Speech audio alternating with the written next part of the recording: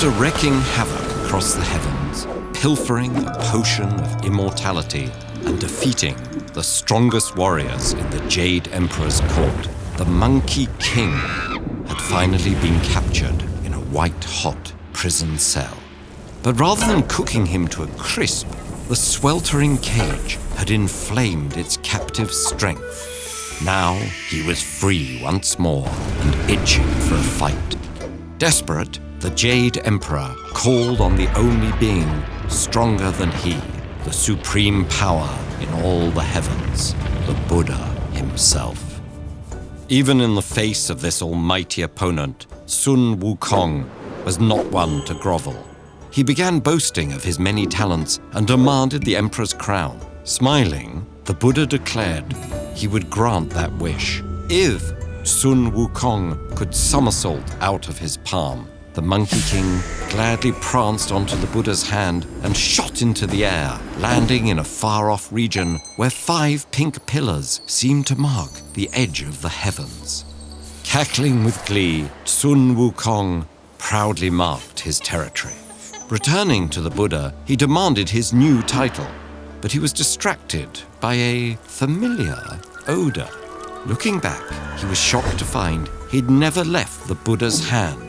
Suddenly, those 5 fingers transformed into a mountain range, which flipped and pinned Sun Wukong to the ground.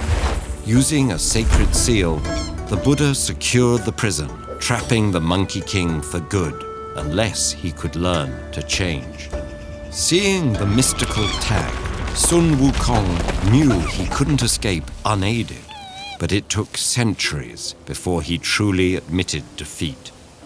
After 500 years of imprisonment, he'd grown increasingly desperate, finally vowing to mend his ways. So when the Bodhisattva Guanyin happened by his prison on a sacred journey, he promised to pursue enlightenment if she would end his torment. The goddess of compassion was skeptical of Sun Wukong's change of heart, but decided to give him an opportunity to prove himself.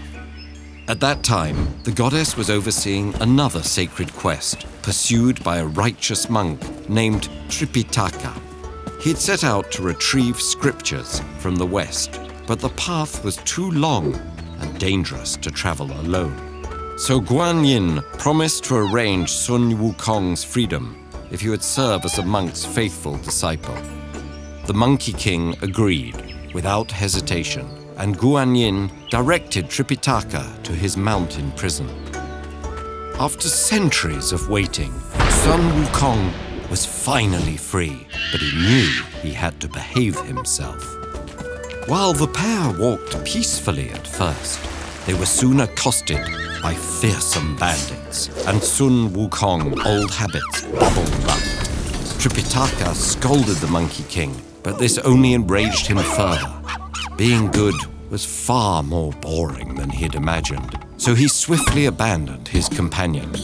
Unable to continue alone, Tripitaka sat dejected until a strange woman approached him. She gave him a sumptuous silk shirt and a cap hiding a band of gold, alongside a mysterious spell. It was only when she vanished that Tripitaka recognized her as his holy patron. Meanwhile, Sun Wukong was having second thoughts. He'd sought refuge in the Dragon King's lair, where he discussed his troubles over tea. But the Dragon King only scoffed at his guest's wounded pride. He told Sun Wukong that if he truly wanted to attain enlightenment, he would have to abandon his ego, however painful that might be. His determination renewed, Sun Wukong returned to Tripitaka to apologize, but quickly spotted the luxurious shirt and cap. They fit the Monkey King perfectly, prompting Tripitaka to recite the spell out of curiosity. Suddenly, the golden band tightened around Sun Wukong's head, causing explosive pain. He became too weak to use his cudgel or somersault away.